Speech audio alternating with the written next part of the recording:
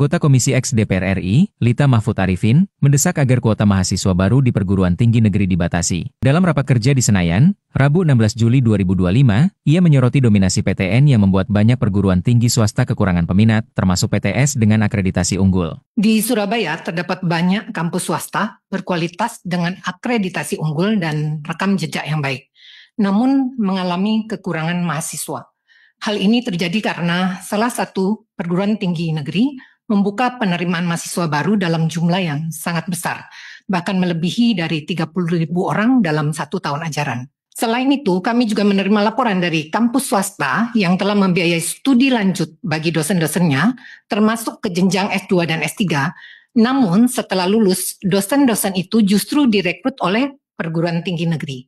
Ini tentu menjadi ironi tersendiri, karena perguruan tinggi swasta yang telah berinvestasi dalam peningkatan mutu SDM justru kehilangan aset strategisnya.